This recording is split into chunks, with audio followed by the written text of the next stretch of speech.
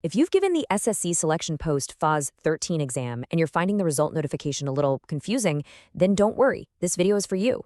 Welcome to my channel. I'm Ayushi Agarwal, and together, we're going to break down every single part of this result, starting from scratch.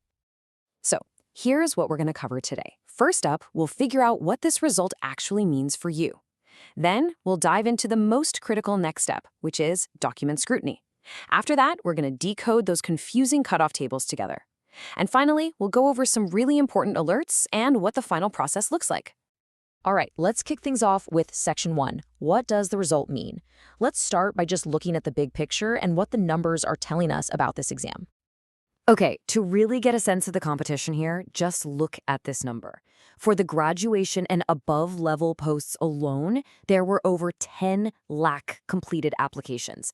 Yeah, that's over 1 million. So you can imagine the competition was absolutely fierce. And from that massive pool of over 1 million applicants, just 35,055 candidates have been shortlisted for the next stage.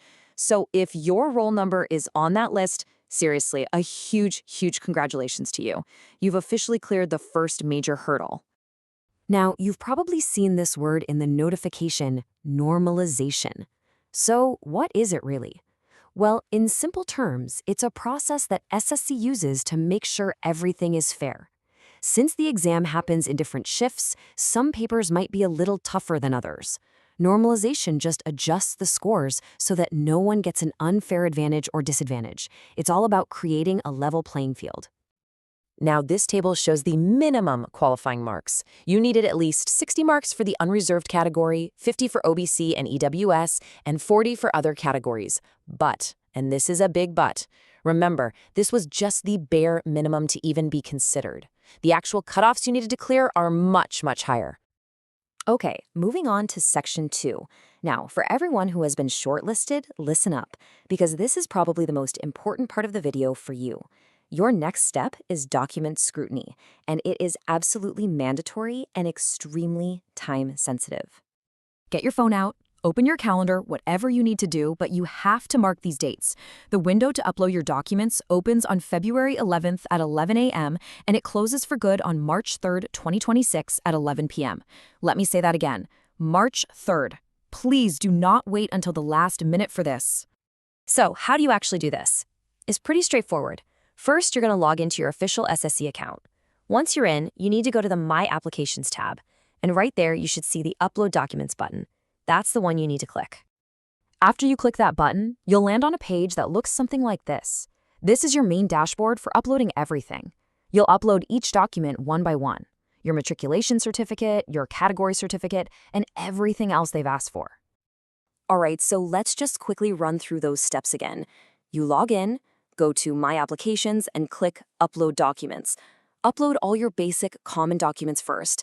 Then, and please pay close attention here, if you've qualified for more than one post, you must upload the specific documents required for each post code separately. Then just do a final check of everything and hit Submit.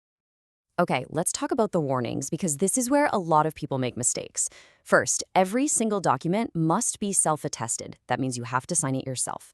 The file size has to be between 10 and 200 KB and in PDF format only. Now, if you don't upload the documents for a post you qualified for, you'll simply be rejected for that post. And once that deadline of March 3rd passes, the link will just disappear. There's no other way to submit, no email, no post. It has to be done through the portal. I'm really curious, which post category are you uploading documents for? Let me know in the comment section below. Let's move on to our third section, and this is a big one. Understanding the cutoffs. I know that Annexure iTable can look pretty intimidating with all those numbers, but don't worry, we're going to break it down and make it really simple. So here's a little snapshot of what that table looks like. Yeah, it seems like a lot is going on, right? But it's actually very logical. Let's just tackle it one column at a time. The very first thing you need to do is scan down the list and find your specific post code. Once you've found it, just look across that row to find your reservation category, whether that's UR, OBC, SC, or something else. That single row is what matters to you.